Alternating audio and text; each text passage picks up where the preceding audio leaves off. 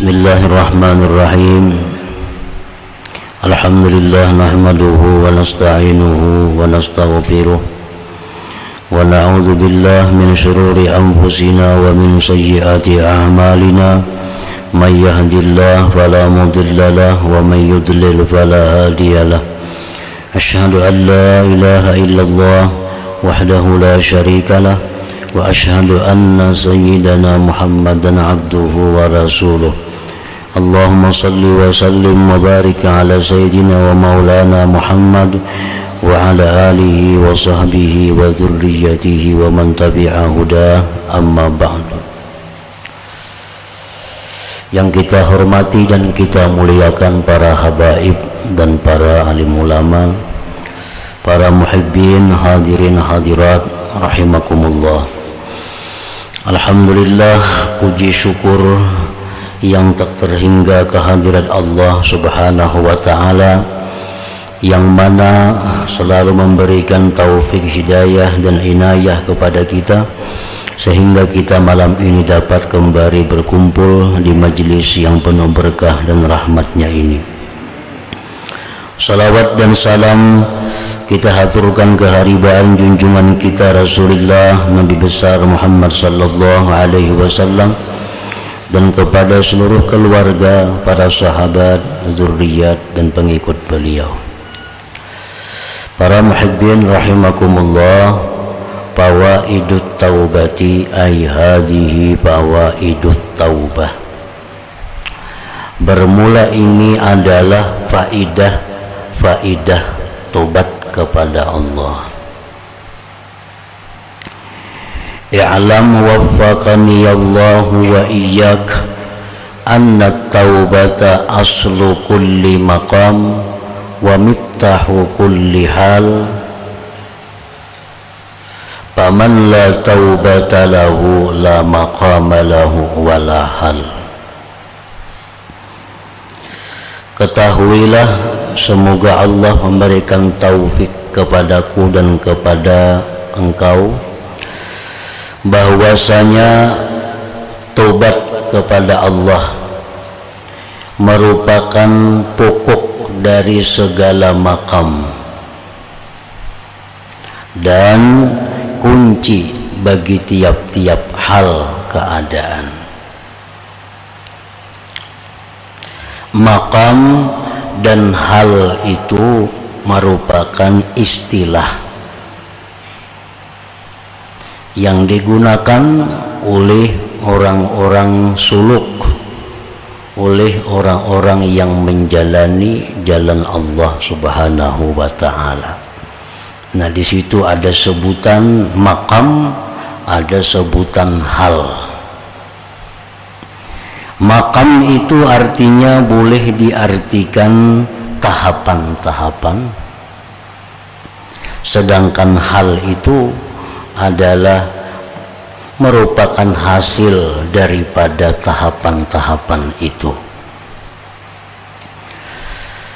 Sebagaimana yang dikatakan oleh orang arifin bahwa untuk mencapai ma'rifatullah itu dilalui oleh seorang murid 10 tahapan. Nah, 10 makam artinya. Yang masing-masing makam itu, masing-masing tahapan itu memberikan buah, memberikan hasil kepada orang yang melalui tahapan itu. Nah, tahapan yang pertama yang mesti dilalui oleh orang yang hendak mengenal Allah adalah yang disebut dengan tahapan tobat. Orang yang hendak ma'rifat kepada Allah, orang yang hendak dekat kepada Allah, orang yang hendak bisa musyahadah kepada Allah, itu tahapan yang pertama yang mesti dilalui adalah tahapan tobat. Nah, jadi bila tobat ini kada lulus, kada akan bisa naik kepada tahapan-tahapan yang berikutnya. Jadi melalui tobat terlebih dahulu. Sedangkan hal tentu kada akan didapat kalau dia tidak lulus dalam satu tahapan itu. Jadi umpamanya kita ada maksud untuk menjadi orang yang ma'rifat kepada Allah, maka kita lalui dahulu pertama kali adalah membiriskan tobat kita. Nah, tobat dari segala dosa-dosa besar, baik yang zahir atau yang batin. Kemudian diiringi dengan tobat dari dosa-dosa yang kecil, baik yang zahir ataupun yang batin. Nah, tahapan tobat ini pun bermacam-macam. Yang pertama dulu kita mesti tobat kepada Allah urusan sembahyang. Nah, tobat kepada Allah dulu urusan sembahyang, karena dosa yang paling besar itu sesudah syirik adalah meninggalkan salat secara sengaja. Sampai-sampai banyak ulama yang mengatakan bahwa orang yang secara sengaja tidak melaksanakan salat sehingga keluar dari waktunya, maka dia sudah kafir kepada Allah Subhanahu wa ta'ala. Nah, jadi tahapan yang pertama dalam tobat ini adalah membiriskan sembahyang dulu. Nah, membiriskan sembahyang ini macam apa? Artinya bahwa kita menyesali dahulu-dahulu itu banyak kada sembahyang. Dahulu-dahulu itu banyak mengeluarkan sembahyang dari waktunya. Nah, itu kita sesali. Kemudian kita berhenti dari demikian itu dan bercita-cita kada mau ulang lagi. Dan selanjutnya kita membayar hutang-hutang qadaan kita dalam sembahyang yang kita tinggalkan itu. Nah, ini tahapan tobat yang pertama.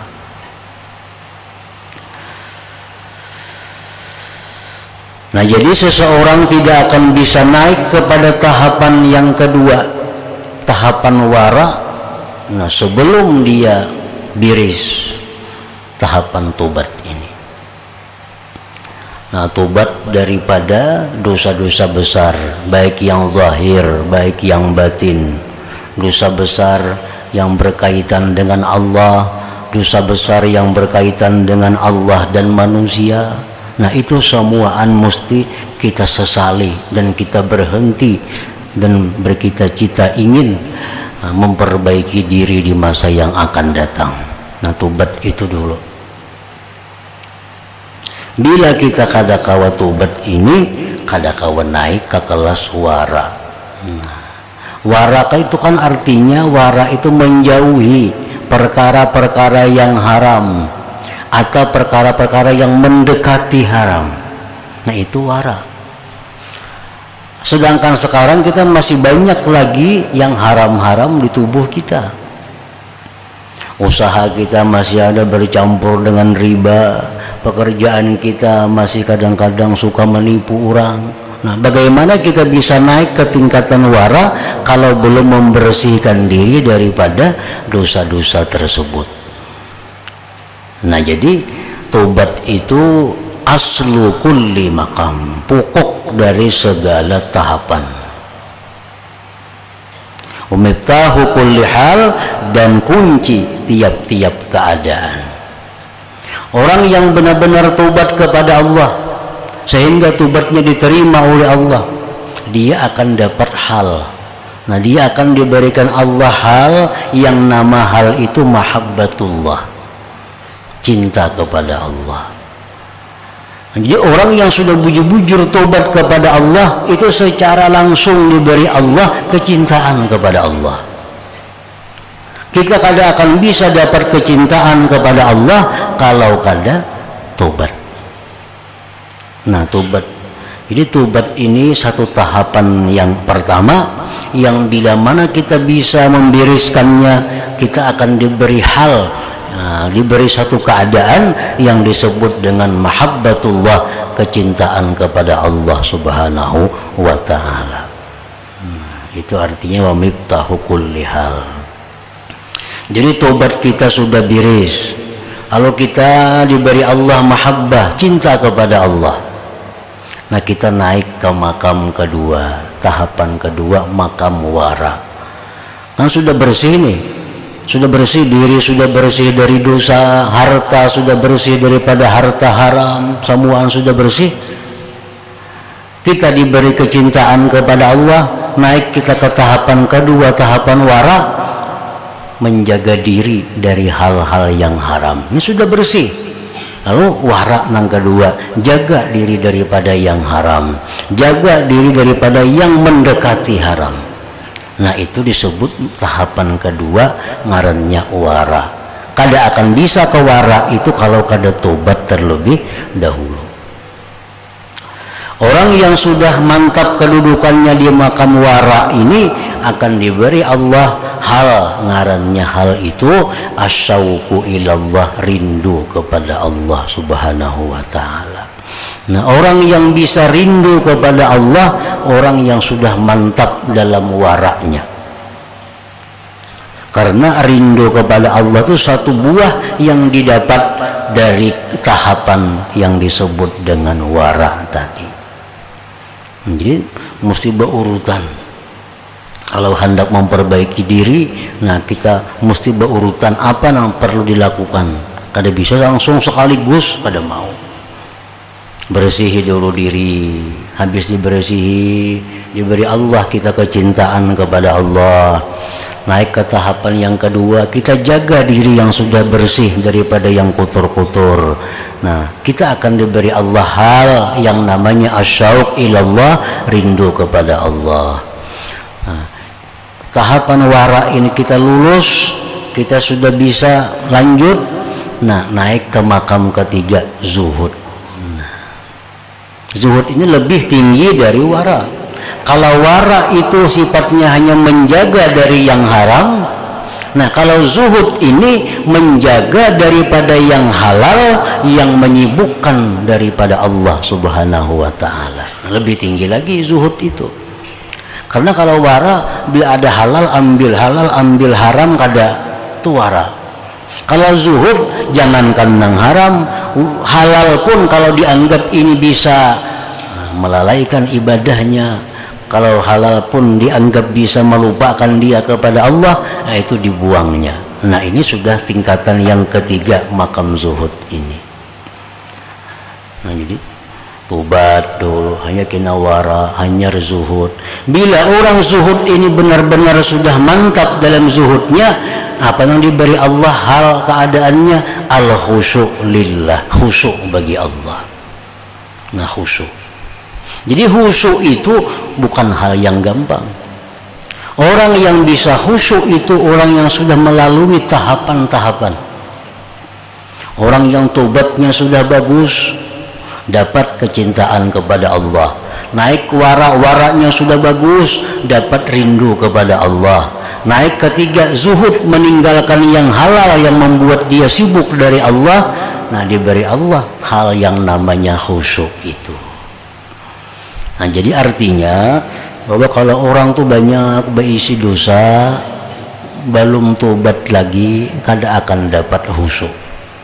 Khusyuk dalam ibadah, baik khusyuk sembahyangnya, baik khusyuk membaca Qur'annya. Bila orang masih banyak dosa, kada akan dapat khusyuk itu. Nah, orang yang kada berhati-hati dalam halal haram, kada akan bisa khusyuk sembahyangnya, kada akan bisa khusyuk baca Qur'annya. Orang yang sudah zuhud, nah hanyar diberi Allah khusyuk itu, hanyar diberi Allah khusyuk dalam sembahyang, khusyuk dalam baca Quran, khusyuk dalam zikir-zikir lainnya. Jadi kedudukan khusyuk itu tinggi, sudah iritan yang nomor 3, tahapan yang nomor 3. Paman la taubata lahu la maqama lahu wa la hal. Orang yang tidak tobat kada akan ada tahapan. Orang nang kada tobat tahapan apa yang dilaluinya, kada ada tahapan. Dan bila kada ada tahapan tuh walahal, tidak ada hal baginya. Nah, jadi artinya orang yang kada tobat itu dia kada akan cinta kepada Allah, apalagi rindu kepada Allah, apalagi khusyuk terhadap Allah. Kalau dia masih banyak mempunyai dosa yang belum tobat daripadanya. Qala ta'ala, firman Allah Ta'ala, wa tubu ilallahi jami'a, tobatlah kalian semuanya kepada Allah. Al-ayat. Laki-laki, bini-bini, yang tua, yang muda, dihimbau, diperintah oleh Allah agar tobat seluruhnya. Wa tubu ilallahi taubatan nasuha, dan tobatlah kalian kepada Allah taubatan nasuha, tobat nasuha. Qala al-Wasiti, berkata Imam Wasiti, wan nasuh hiya an la yabqa ala sahibiha asarul maksiat la sirra wala jahra. Tobat nasuha itu bahwa tidak ada tinggal atas dia bekas maksiat, baik yang tersembunyi maupun yang terang-terangan. Jadi tobat nasuha ini adalah puncaknya tobat. Puncaknya tobat. Orang apabila sudah bisa tobat dari seluruh dosa, dia sudah tobat dari seluruh dosa zahir dan batin, baru disebut tobat nasuha. Nah, tobat itu boleh aja kada nasuha. Artinya apa? Tobat dari sebagian dosa yang dia bisa tobat, dan kada tobat dari sebagian itu boleh. Misalnya orang ini banyak pekerjaan maksiat. Nah, misalnya orang ini kada sembahyang mau, imbah itu lagi menzalim orang mau, melaksanakan riba mau, bazina mau, memfitnah orang mau, itu dosa nang zahir-zahirnya. Belum lagi nang batinnya pulang, riyaknya ada, sombongnya ada, dengki banyak. Nah, lalu ini hendak tobat, cuma jarinya kok kada sanggup pun sekaligus tobat. Nah, tobat secara bertahap. Imam Ghazali dalam Ihya Ulumuddin menyatakan bahwa sah tobat dari sebagian dosa. Nah, tobat dulu dari dosa meninggalkan sembahyang. Nah, mulai sekarang ini ampe sudah. Nah, sembahyang tuh kada dilanggarnya, sudah ampe. Sekarang sembahyang tepat pada waktunya, dan sembahyang hutang-hutang itu dibayarnya, dikabahnya. Nah, semacam dulu. Masalah ribanya masih, nama nipu orangnya masih, riya, takaburnya masih. Nah, tapi yang sudah dia tobat urusan sembahyang. Nah, itu mesti naik lagi kayaknya, tobat pulang daripada menipu orang. Nah, berhenti pulangnya menipu orang, berhenti pulang menzalim orang. Nah, tobat itu, tobat pulang daripada perbuatan riba, berhenti pulang dari riba. Akhirnya dalam waktu yang cukup, misalnya 5-6 bulan, sehingga dia bisa menyelesaikan tobat dari seluruh dosanya. Nah, begitu sudah tobat dari seluruh dosa, itu disebut taubatan nasuha ngarannya. Wa man kanat taubatuhu nasuha ay khalisah la yubali kaifa amsa wa asbah. Barang siapa yang tobatnya itu tobat nasuha, tobat yang bersih, dia tidak peduli lagi bagaimana keadaannya di petang hari dan di pagi hari. Maksudnya orang yang sudah bujur-bujur tobat nasuha itu, pikirannya orang ini kada ada lagi bergantung hidupnya dengan dunia. Kada ada lagi hidupnya itu bergantung dengan dunia ini. Kan itu salah satu di antara beberapa tanda tobat nasuha yang diterima Allah. Satu tandanya menjauhi kawan-kawan yang jahat. Nah, ini orang yang tobat nasuha, tandanya diterima Allah, dia jauhi semua kawan-kawannya yang jahat. Yang kedua, dia hanya bergaul kepada orang-orang yang salih, yang takwa kepada Allah. Nah, yang ketiga, dia tidak lagi menggantungkan hidupnya kepada dunia ini. Dia hanya bergantung kepada Allah Subhanahu wa ta'ala. Itu tanda-tanda tobat nasuha yang diterima. Jadi pagi, sore, pikirannya kada ada lagi untuk urusan bagaimana hidupku ini. Karena dia sudah merasa bahwa dia itu bergantung kepada Allah Subhanahu wa ta'ala. Wa qala alaihi salatu wassalam, dan bersabda Rasulullah sallallahu alaihi wasallam, at-taibu minaz zambi kaman la dzambalah. Orang yang tobat dari dosa sebagaimana orang yang tidak ada dosa baginya. Bersih, dihapus sama sekali, kada ada bakasnya. Wa iza ahabballahu abdan lam yadurruhu zambun. Apabila Allah cinta kepada seorang hamba, maka tidak memudaratkan akan dia itu oleh dosa. Ini tobat kepada Allah, benar-benar tobat dari seluruh dosa, dia tobat. Nah, maka orang ini disebut adalah Habibullah, kekasih Allah. Nah, bila orang jadi kekasih Allah ini, bagaimanapun dia berbuat dosa, kada membahayakan lagi kepadanya dosa-dosa itu. Nah, ini orang nih sudah jadi Habibullah, orang yang sudah jadi kekasih Allah. Kayak apa hendak jadi kekasih Allah? Tobat nasuha, jadi kekasih Allah. Kalau sudah jadi Habibullah, dia berbuat dosa-dosa, kada apa-apa lagi. Nah, artinya kenapa mah kada apa-apa? Li'annahu idza ahabbahu alhamahu taubah minhu aw ghafara lahu.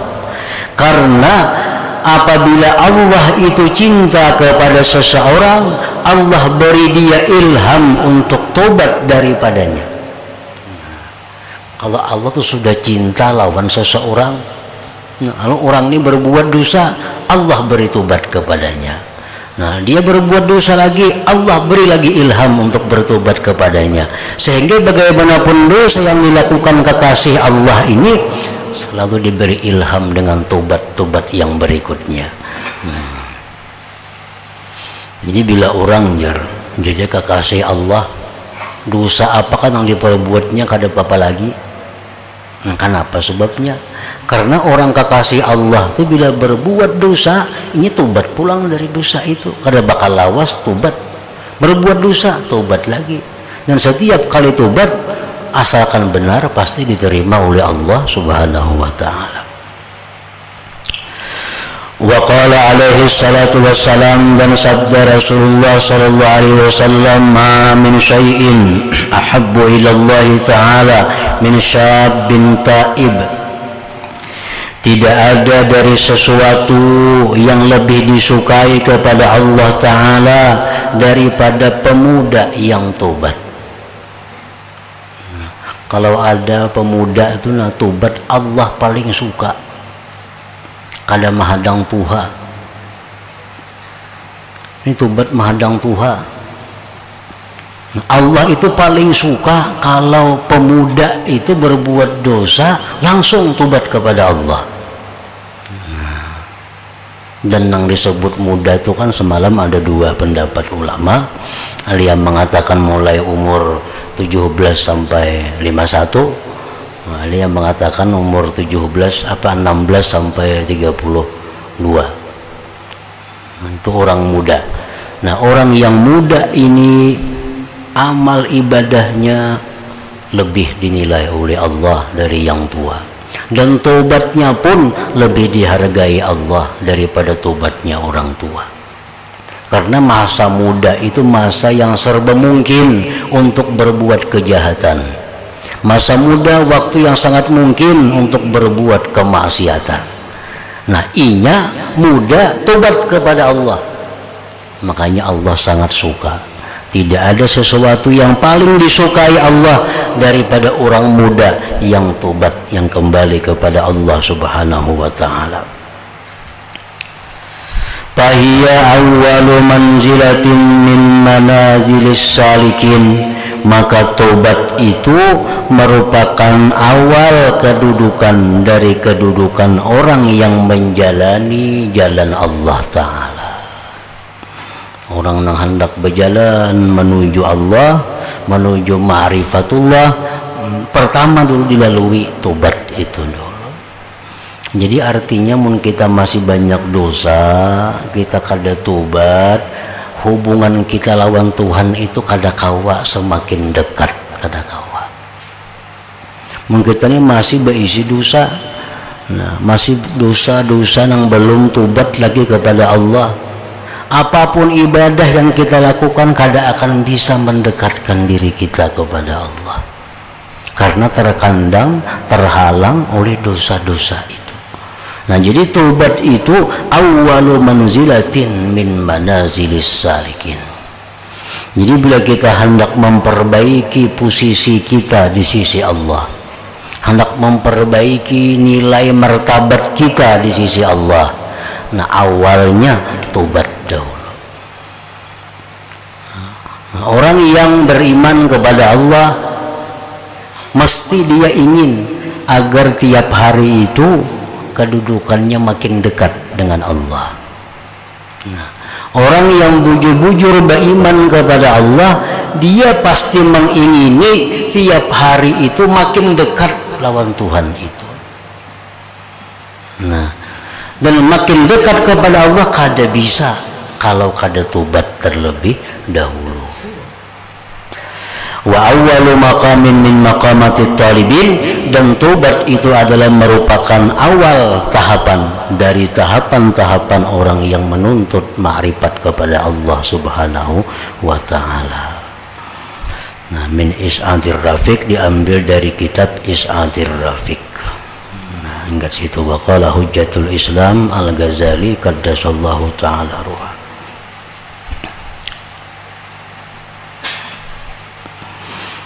حضرة النبي صلى الله عليه وسلم. الفاتحة. أعوذ بالله من الشيطان الرجيم. بسم الله الرحمن الرحيم.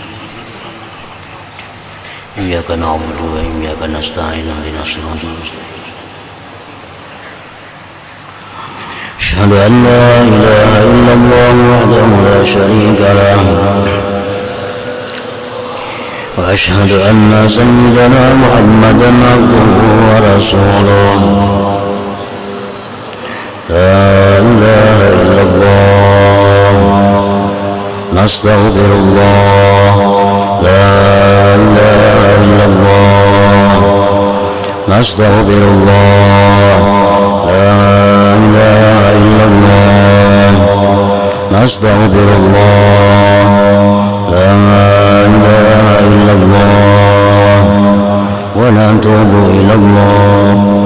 لا إله إلا الله محمد رسول الله صلى الله عليه وسلم. ويا أيها الراجون منه شفاعة صلوا عليه وسلموا تسليما.